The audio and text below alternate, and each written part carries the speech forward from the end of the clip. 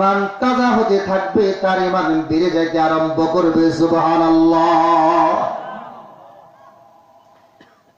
মুমিনের সামনে কোরআনের তেলাওয়াত হলে ইমান বাড়ে, আর কোরআনের তেলাওয়াত শোনার পর যার ইমান বাড়ে না, যার ভালো লাগে না, নিঃসন্দেহে ওই লোকটা মুমিন নয়, অন্য কিছু হতে পারে। ওই লোকটা মুমিন না, অন্য কিছু হলে পারে। কথা ঠিক না? অন্য কিছু কত কিছু আছে। উলাইকা হুমুল ফাসিকুন হতে পারে কিনা? উলাইকা হুমুল কাফিরুন হতে পারে কিনা? উলাইকা হুমুজ জালিমুন হতে পারে কিনা?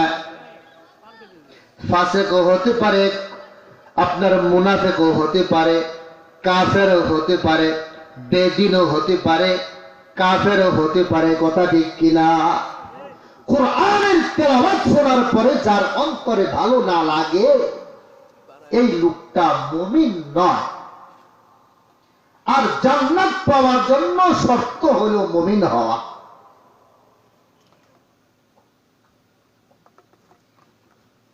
এই যে মাদ্রাসা আপনারা করছেন, আলহামদুলিল্লাহ, এই মাদ্রাসায় কোরআনে কারিমের তেলাওয়াত হয় কি হয় না?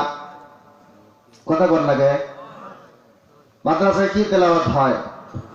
কোরআনে কারিমের তেলাওয়াত হয়। ও ভাইয়ের আমার, একজন বাবার কি দায়িত্ব?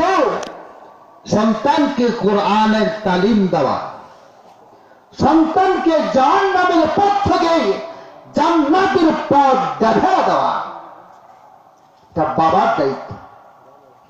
কেউ উঠেন না, কয়েক মিনিটই কথা শেষ করব, শেষে চমৎকার একটা ঘটনা বলবো, লাস্টে একটা দোয়া করব, সবকিছু মিলে মাত্র কয়েক মিনিট।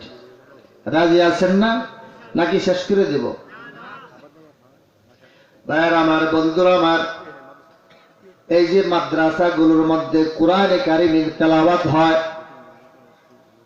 কোরআনে কারিমের বরকতে একটা গাছের কাঠ দিয়ে যদি ঢেকি বানানো হয়, ঢেকির মধ্যে মহিলারা আগে বাড়া পার দিত। কথা ঠিক কিনা? লাঠির উপরে লাঠি, লাঠির উপরে লাঠি, তারপরে দাম থেকে চাউল হয়। কথা ঠিক কিনা? যেই কাঠ দিয়ে ঢেকি বানানো হলো, ওই ঢেকি বানানোর পরে যে একটু কাঠ বাইরে গেল, বাড়তি হওয়া কাঠ দিয়ে যদি কোরআনে কারিমের রেহাল বানায় দেওয়া হয়, রেহালের মধ্যে চুমার উপর চুমা পড়ে কিনা? ছাত্রও সময়, উস্তাদও সময়, বাবাও সময়, মাও সময়, দাদাও সময়, দাদিয়ে কয় সবাই সুমাইতেছো, আমাকে কেন বাদ দিলা? আমার নাতির রেহালটা আনো, আমিও বুকটার মধ্যে একটু লাগাই। একই গাছের কাঠ, একটারে লাগতে দিয়ে জাম শেষ, আরেকটারে সুমাইতে সুমাইতে খাল লেগা। কথা ঠিক কিনা? এটা কিসের বরকত? কোরআনে কারিমের বরকত।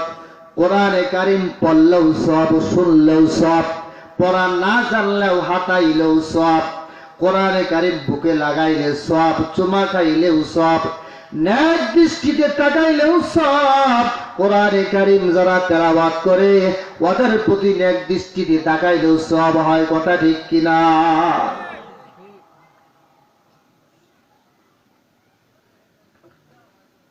হযরত ইউসুফ আলাইহিস সালাতু ওয়াস সালামের নাম শুনছেননি?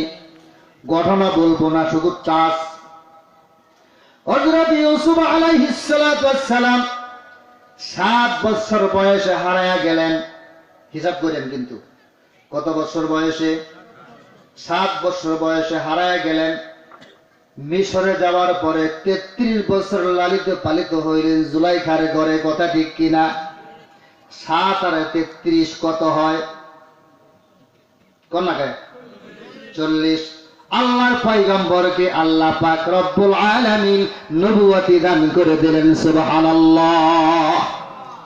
শুরু হইল পরীক্ষার সিরিয়াল। এবার হযরত ইউসুফ আলাইহিস সালাতু ওয়াস সালামকে জেলে যেতে হইল। 9 বছর জেল খাটলেন। ঘটনা বলবো না, খালি ত্রাস দিতেছি আরেকটা কারণে। 9 বছর জেল খাটার পরে তারপরে আবার 7 বছর বাদশাহী জীবনে বাবার সঙ্গে যখন তার দেখা হইল,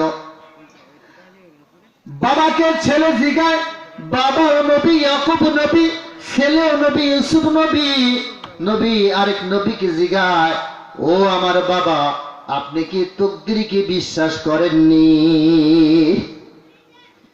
বাবা কয়, তকদিরকে তো অবশ্যই বিশ্বাস করি, এইটাতে একজন সাধারণ মানুষও বিশ্বাস করে, আর আমি আল্লাহর পয়গম্বর হওয়ার পরেও কেমনে না বিশ্বাস করতে পারি?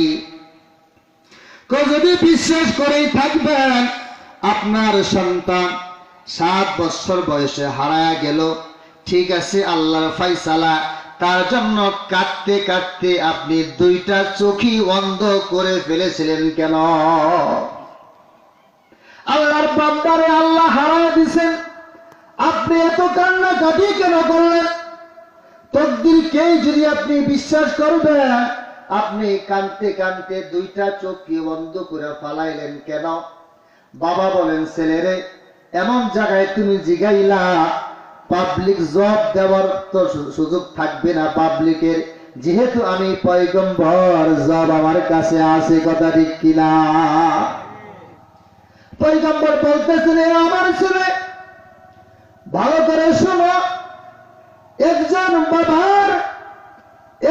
বাবার যে দায়িত্ব সন্তানের প্রতি, তাকে 7 বছর বয়সে নামাজ শিক্ষা দেওয়া লাগে, তাকে 7 বছর বয়স থেকে কোরআনের তালিম দেওয়া লাগে, তাকে 7 বছর বয়স থেকেই জান্নাতের পথগুলি চিনাইতে আরম্ভ করতে হয়। আমি বাবা হিসেবে সেই দায়িত্ব পালন করতে পারি নাই, এই জন্য আমি কেঁদেছি, যেন আল্লাহ পাক কিয়ামতের ময়দানে আমি ইয়াকুবকে আসামির কাঠগড়ায় না দাঁড় করায়। 7 বছর বয়সে কোরআন শিখাইতে হয়, নামাজ শিখাইতে হয়, 10 বছর বয়সেও যদি নামাজ পড়তে গরমিশি করে শাস্তিও দিতে হয়, এটা বাবার দায়িত্ব। আপনি 10 বছর বয়সে শাস্তি কেমনে দিবেন যদি 7 বছর 6 বছর বয়সে নামাজ না শিখান, কোরআনের তেলাওয়াত না শিখান? তেলাওয়াত ছাড়া কি নামাজ আছে? আর এই সমস্ত তেলাওয়াত আর নামাজের ট্রেনিং প্রাইমারি স্কুলে দেওয়া হয়, কথা ঠিক কিনা? হাই স্কুলে, ভার্সিটিতে কোথাও দেওয়া হয় না। এই ফুরকানি আগুনের মধ্যে নামাজের ট্রেনিং দেওয়া হয়, রোজার ট্রেনিং দেওয়া হয়, ওযুর ট্রেনিং দেওয়া হয়, তাসবিহ তাহলিলের ট্রেনিং দেওয়া হয়, বাবার সাথে কেমনি ব্যবহার করবে, মায়ের সাথে কি আদব করবে, স্ত্রীর সাথে কেমন আদব করবে, বোনের সাথে কি আদব করবে, চাচার সঙ্গে কি আদব করবে, পশুর সাথে কি ব্যবহার করবে, এইগুলি শিক্ষা দেওয়া হয় এই সমস্ত কওমি মাদ্রাসাগুলোর মধ্যে। বলে সুবহানাল্লাহি ওয়া বিহামদিহি।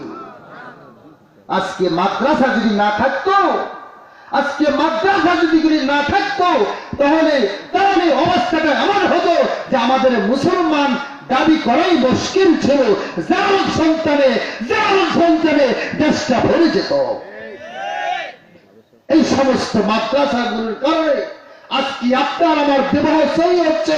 এই সমস্ত মাদ্রাসাগুলোর কারণে নবজাতক শিশুর এক কানে আযান দেওয়া হয়, আরেক কানে ইকামত দেওয়া হয়, মরণের সময়ও কালিমা শরীফ পড়া হয়, জানাজা দেওয়া হয়, রাসূলের নামে তাকে দাফন কাফন করে, পুকুরি কবর খনন করে তাকে কবরস্থ করা হয়। সুবহানাল্লাহি বিহামদিহি। আজকে এই মাদ্রাসাগুলো ধ্বংস হওয়ার পিছনেও কিছু ষড়যন্ত্র লেগে গেছে।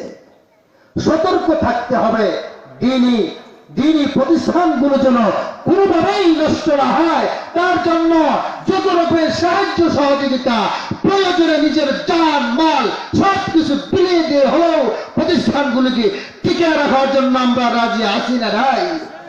সকলে বলি ইনশাআল্লাহ আছি।